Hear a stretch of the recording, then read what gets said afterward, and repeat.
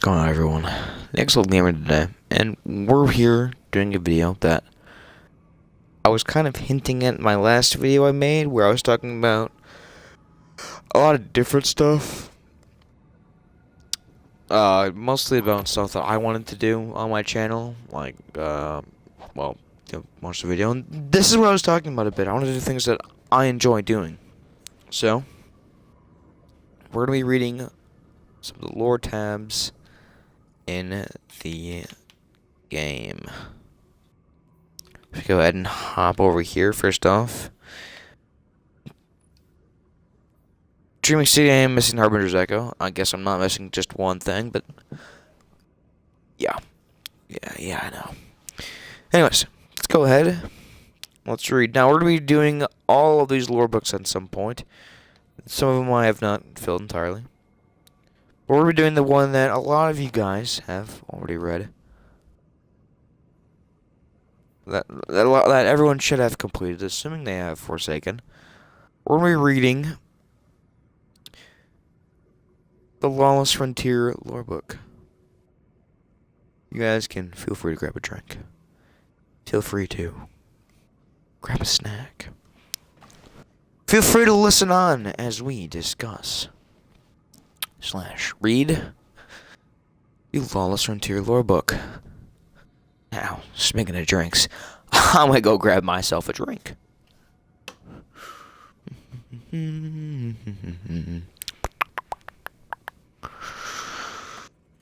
Don't worry, ladies and gentlemen, this will interfere. Not at all. Maybe a little bit. By a little bit, I mean the pop at the beginning, like so. But let's just get into this, for God's sake. Ah, yes. The good stuff. Alright.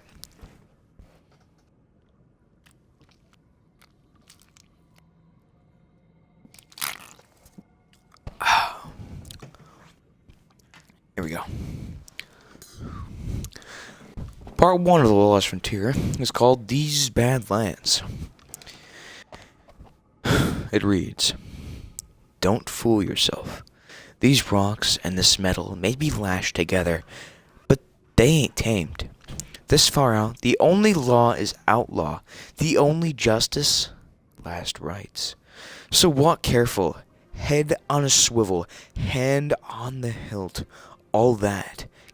'Cause that glare you feel is the narrowed eyes of ill intent aimed at your honor, your heart, your head. And know this, your every step is set upon blooded ground, the whole of the shore.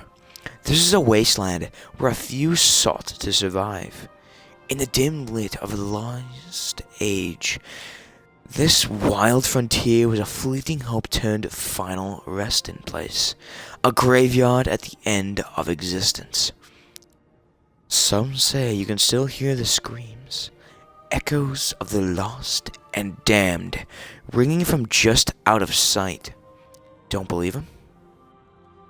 That's just the stretching and bending of the supports, old metal moaning in the celestial breeze, the grinding of a scrap and stone calling out, giving warning. These tethered lands be not safe.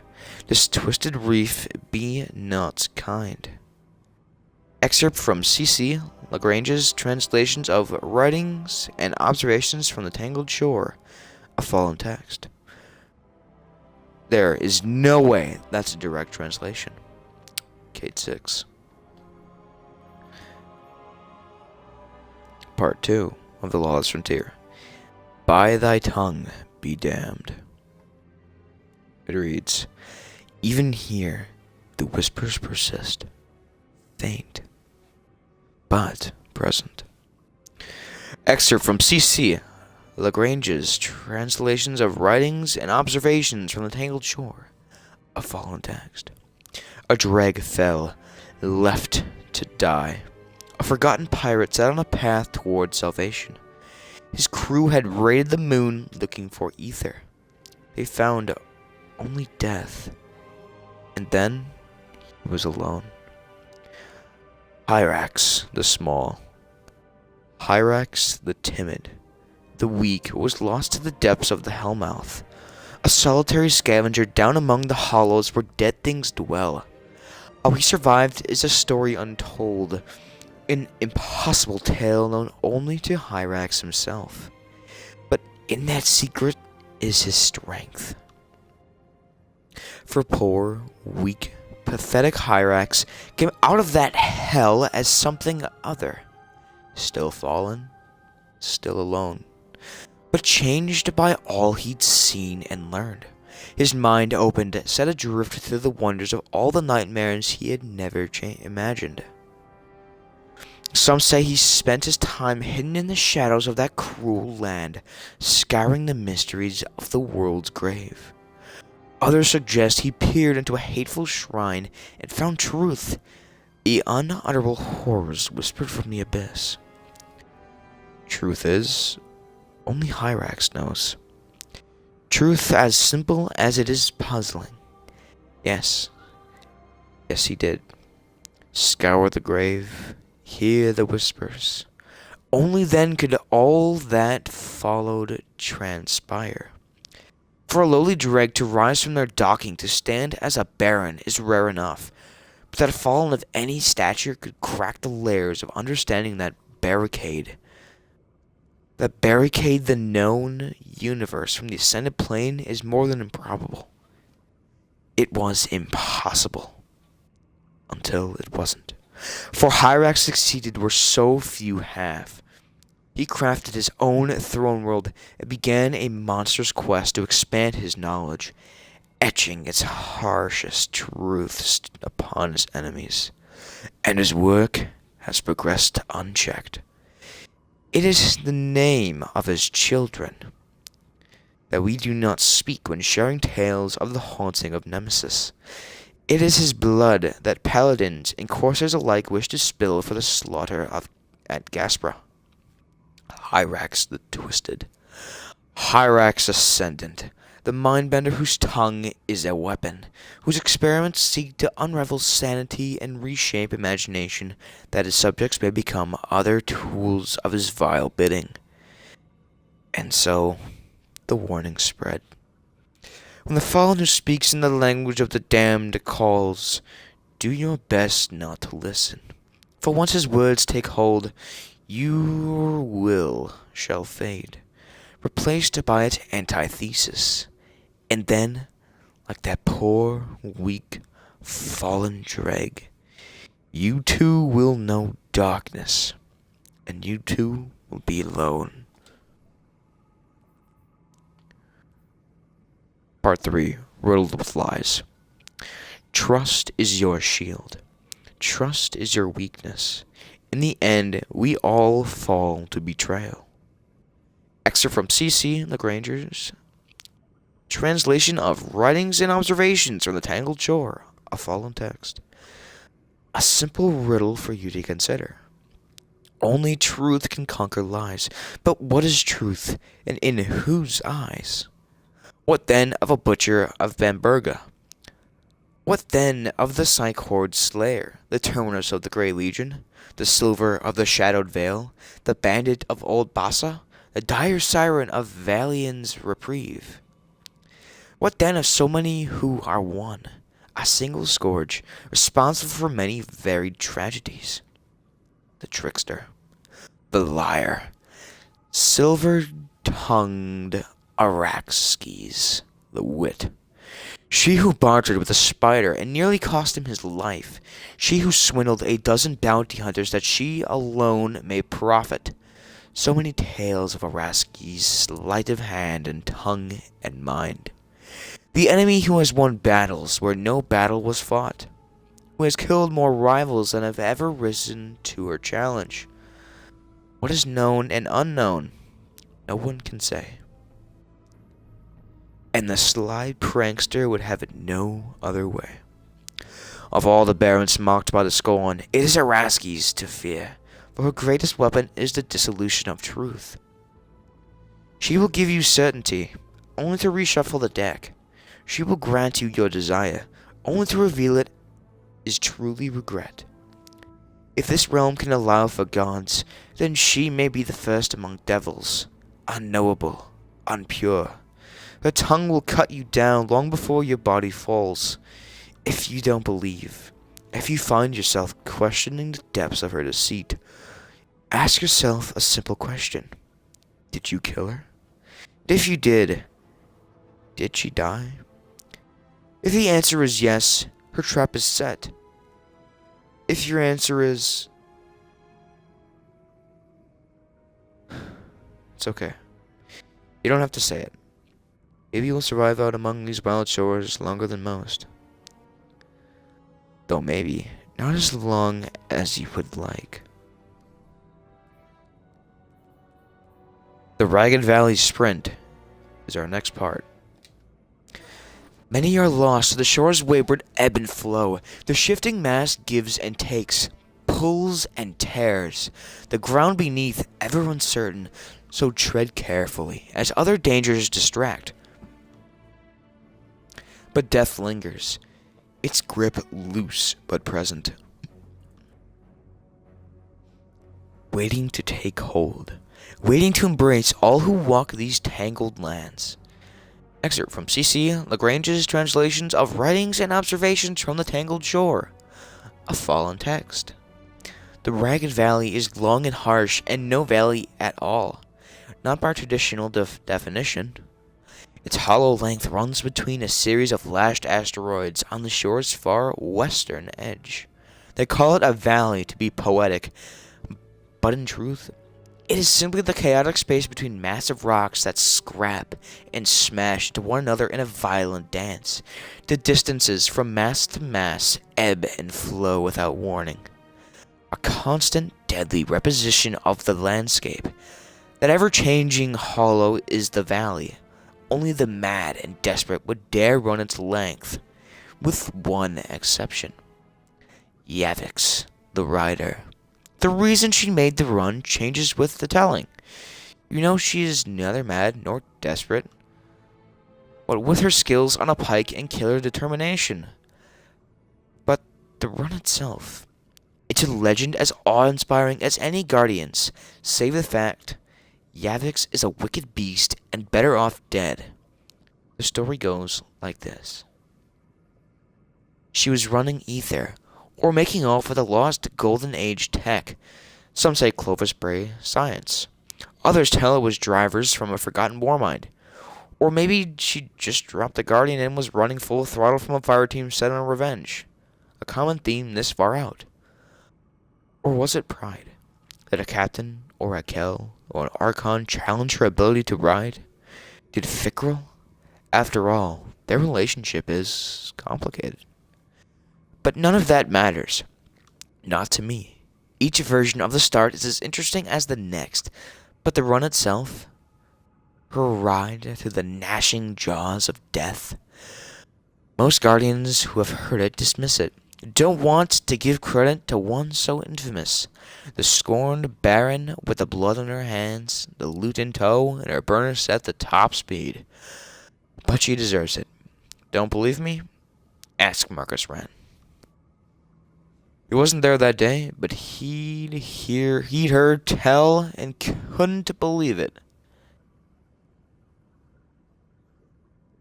So he made the run himself. 4 goes. No dice. 1 resurrection, and 4 sparrows busted to rubble. Marcus Wren, the Sparrow Racing League champion and hero to speed junkies and race hounds, citywide, couldn't sprint that valley. Too random, he said. Too chaotic. Can't read the rock 1 minute to the next. Can't read the angles. But he tried again, and on the 5th go, he scraped through and narrow as the collision hit. He'd made it. The impossible was possible. Though he refused to admit Yavix could have done the same. But not that it mattered. That Wren had come out alive proved it could be done. And if it could, then why not Yavix? Not that Yavix ever dared for validation. Not yours, not Wren's, not any Guardians, not any Fallen's, not anyone's. She took pride in recognition from her brother and sister Barons, and no others. The next part. Truth tinkered. Out here, they who craft their own fate see tomorrow, while they who depend on faith rarely make it through today. Extra from C.C. Lagrange's translations of Writings and Observations from the Tangled Shore of Fallen Text.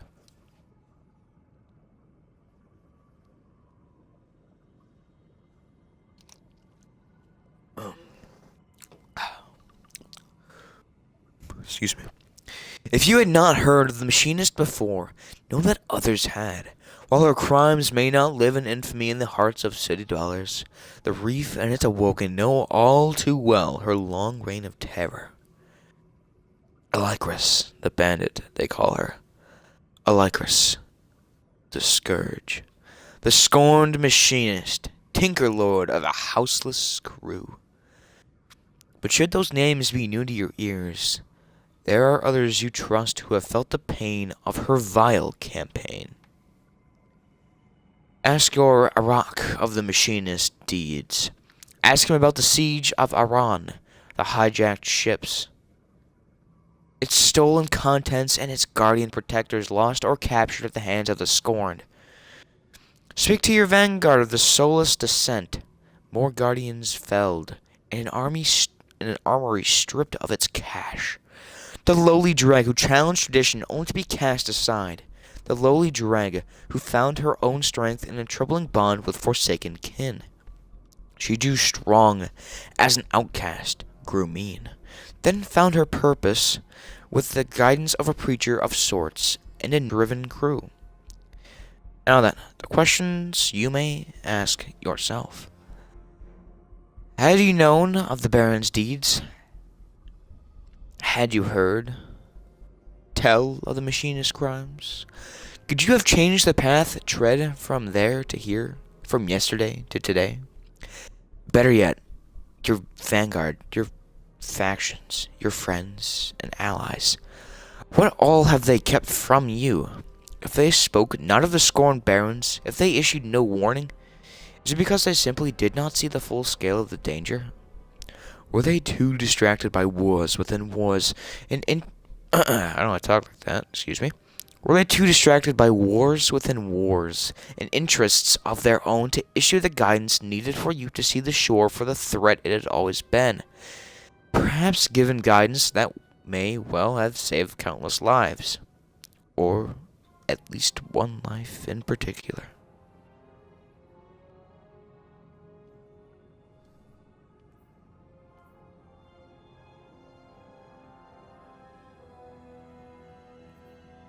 An evolution of faith is the next part.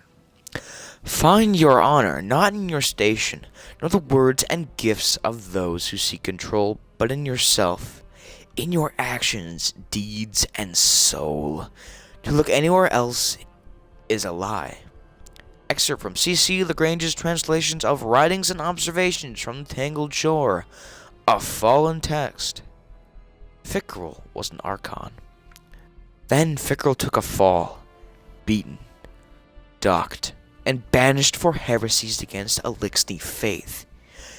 He should have died, alone and starved of precious ether. But he did not. Instead, he found kin in the form of 7 scorned, but with them, he found purpose and power. As their legend grew, he found believers and knew truth. His banishment was not penance, it was reward for his convictions, for his courage. Fickrell, the crazed fanatic. Fickrell, the heretic. Archon, who spoke against the very faith he once held dear, scorned and forgotten, but only for so long. Fickrell was a dreg. Before his banishment, before his clarity of purpose, Fickrell was a celebrated leader of a fallen faith and a savior to those who embraced his teaching. Archons had long elevated in fallen society, but their stature grew, and their roles shifted following the whirlwind. As desperation in search of salvation, their dependence on machines evolved into a deep-rooted need. Their weapons to fight, their ships to fly, their servitors to survive. That need became worship. That worship became faith. And the Archons, those who oversaw the care and consecration of the servitors, were looked upon to provide hope through their words, teachings, and interpretations of the machine's wants, needs, desires. But Fickle saw another path, one that would later be mimicked and twisted by the techno-deviant splicers in the plaguelands of Earth, while he and his own explored their own darker interpretations of faith. Fickle is a fanatic. He is scorned and abandoned. Fickle is all who strive to regain strength of self and purpose. He is a survivor. He is the outcast priest of the broken plains, and his sermon is death in all the glory that follows. In Fickle's eyes, and those of the outcasts who rallied to his philosophies, machines were not superior. They were not gods. They were tools, instruments to be mastered and controlled and manipulated in service of Elixni pride. None should grovel for ether. None should have their honor bound to the whims of manufactured deeds. But the evolution of Fickle's faith did not end there. If the machines, the very things that had regulated the whole of their existence, were tools, why not life itself? Why not death? There are many tales of the last time Fickle's fall and his rise again as spiritual leader of the scorned barons. His struggle to find strength as a battered drag, his journeys across the system to challenge his faith, his joining with the other outcasts who were scorned, and his eventual union with his father. The only thing that matters, however, when confronting the dangers of Fickle is this. He is a creature of faith. His faith is the antithesis of all who stand in the light. That faith has raised an army. That army will baptize all who challenge its purpose in an unending sea of death. They will never stop. They will never give in, because they know they are right. And everything you stand for is wrong.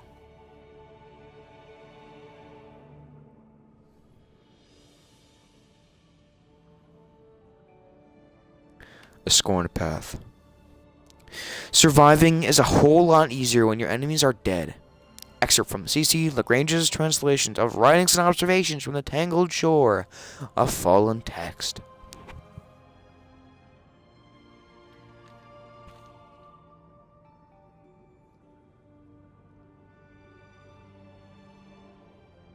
It was Alicris, the machinist, who begun hoarding the servitors, and Rexus, the hangman, who slaughtered them at every turn.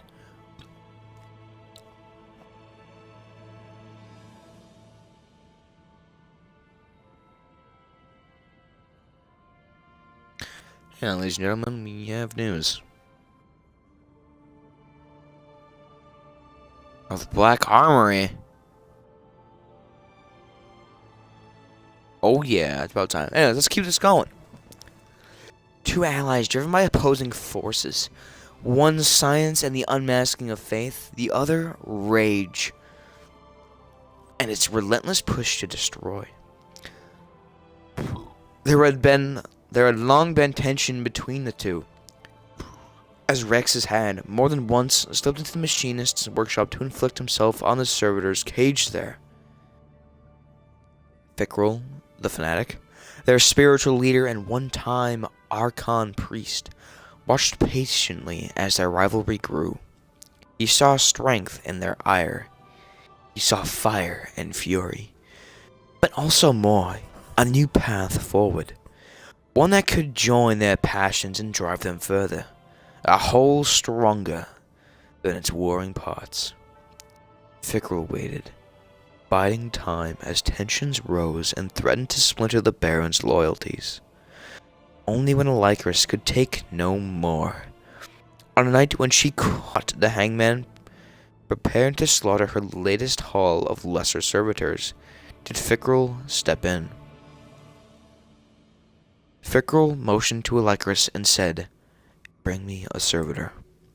As Rexus hissed with anticipation, she hesitated, but Fickle was hesitant, patient. "Where is your trust?" Alicris released a servitor from its bondage. Fickrell motioned the servitor closer, then turned to Alicris. You have gathered many, machinist. Hundreds, maybe more. Our own supply, our life force, fed by slaved machines.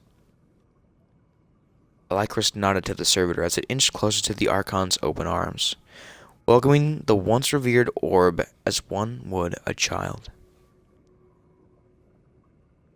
The other barons began to bark, a rhythmic warrior's chant. For all the value in your work, it is not enough to feed ourselves. Fickrell hugged the servitor. There was a tenderness in the embrace. Sorrow.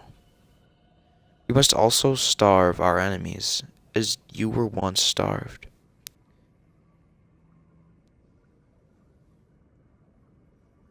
With a blur, Fickrell's lower arms unsheathed and triggered a pair of polished, sparking shock blades, as were we all. The servitor, still held within the clutches of the Archon's powerful upper arms, cried a shrill digital retch, pain mixed with confusion as the blades carved its outer shell and plunged deep into the core of its systems. Ether hissed and sprayed. Fickrell released the machine's silent shell, and it clanged lifeless to the ground. He turned to Alicris. Do you see? Alicris smiled. She was ever the brightest among them, though her focus could lose clarity when she became frenzied. The barons had long been trouble for the awoken and fallen of the reef, but what trouble had been limited to hit-and-run tactics? What Fickrell had just presented was a new way. Fickrell stepped to Rexus.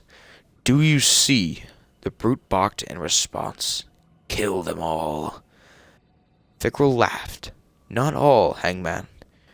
Just the ones we do not need.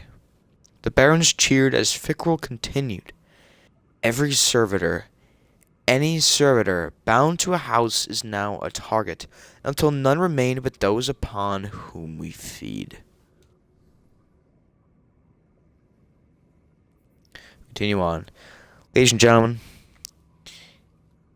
if you need a break, pause this video right now. I will be taking a quick 30-second break just to take a bite of my candy cane and have a bit of a sip.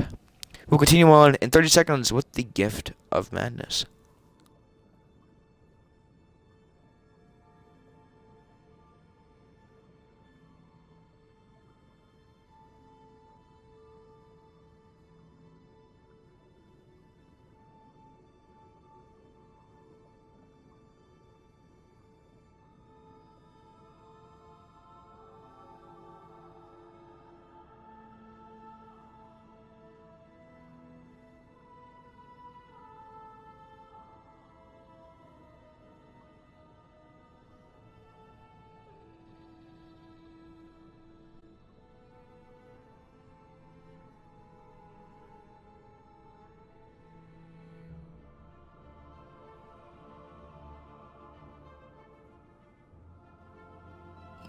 Alright, we're back, everyone.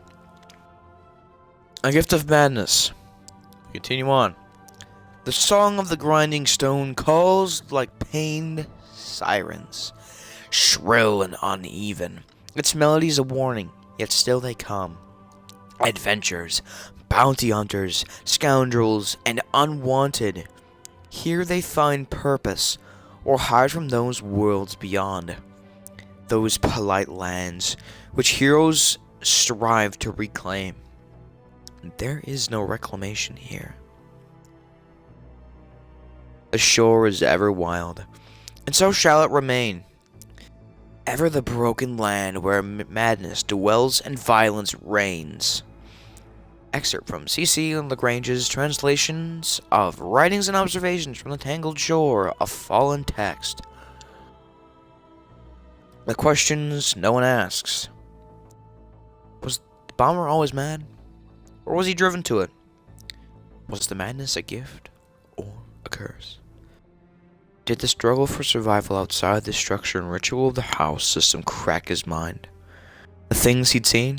Done? The shore asks much of those who call it home.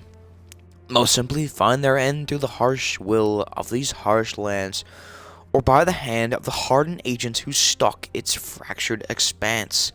Bandits, cutthroats, cannibals, awoken patrols, guardian heroes.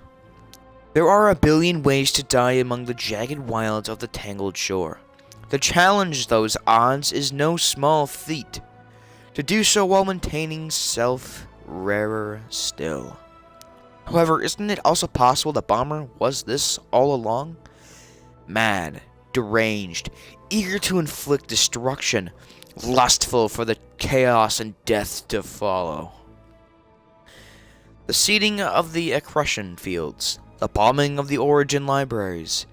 Canix's handiwork has been linked to numerous tragedies, both as a rogue enemy of the reef and in league with the scorned brothers and sisters with whom he grew strong, with whom he found the purpose he once lacked. These points, an examination on the birth of madness, I raised to address a lingering concern. Seek the awoken libraries. Speak to cryptarchs with knowledge.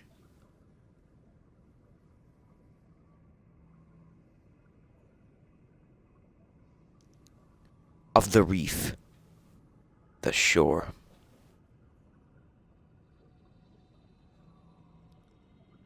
Scour the records of the bomber's deeds. Feel the pain of those who suffered the fire of his devastation.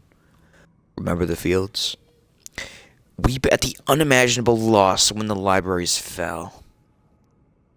Allow yourself the comfort of knowing the sinister creature is now dead and gone by guardian hand. But linger on victory's pride for only a short while, because the truth I seek to tell has yet to be revealed. And it is this. The mad bomber is dead. Canix is no more. Yet the shore remains ever untamed, despite valiant effort, despite your incredible strength. And if the shore remains tangled, its edges ever shifting, ever dire, then who else may it drive to madness? First, long-lost survivors of the fabled Golden Age, then stray awoken and discarded fallen. Maybe next, the warriors of the light, guardians. After all, more will surely come. And with more, however righteous you may be, the odds shift further in the shore's favor, in the favor of madness. And if not another guardian, then why not you?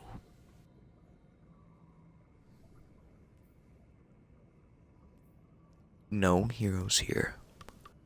Every inch of ground beyond the city walls is dangerous, safety not guaranteed, and of all the inches across every world in this dead and dying system, none are harder than every single inch of the tangled shore. This is not simply untamed space, it's worse. It's outlaw territory, where the worst of a bad lot came to find their fortune, ply their trade, or run from their sins. No one who has ever walked the shore's broken stone has come back clean. Out here, you've got to break the rules just to get by. Oh, your moral compass? You better hope it's on the fritz, because doing the right thing will only get you killed. Unless you're strong enough to do it the wrong way. So, walk tall. Locals can sense the meek. Stand firm. Backing down will only see you trampled. And aim true. Each miss could be your last. Otherwise, go home. The shore ain't no place for heroes anyways. That's a short one. The lonely and the dead. Continue on. Out here, the lonely fall in the company of these, bound by the purest needs. Survival. Find this truth, if not in your heart, in your mind. If not your mind, then your soul, the deepest part of you that connects to the most basic truths. To live for tomorrow, to have to fight for today. Know this, understand it, live it. Find these like-minded survivors you can look to as kin. Only then can survival be within reach, because to walk the shore unbound is to invite death. Excerpt from C.C. Lagrange's translations of Writings and Observations from the Tangled Shore. A fallen text. Really enthusiastic. Another nice short one. The sad story of Eldred Rush. I'll tell you of Eldred Rush. He didn't come out this way looking for trouble. He ain't a fool neither. He knew trouble waited. He just didn't care. Couldn't, some would say.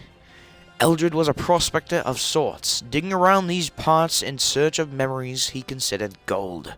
He had a mission, personal and pure. Find the rock on which his people fell. Some tell that he was the first guardian to walk this deep. It's not true, but fits his tale and makes for a better legend. Lonely Eldred walked these lashed lands cycle upon cycle, avoiding conflict when he could, but always hitting back when push came to shove. He was a gentleman, but violent when riled. Eventually he found the spot where ancient survivors of an ancient collapse huddled and died. There, at the sight of all he had lost, in an old life that was long since beyond his grasp, Eldred buried the dead he could not remember but felt in his heart. Never saw Eldred again. No one did. Excerpt from C.C. Lagrange's translations of Writings and Observations from the Tangled Shore. A fallen text. The final part. Gotta do more than shoot. A lot of things to consider when sizing up a gunfight. Most just focus on steely eyes and steady nerves, and those have value. But the best of slingers weigh so much more. The light in the sky, or lack thereof.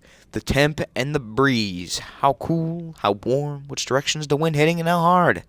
Further still, the ground beneath your boots. Is it solid or soft? Shifting or slick?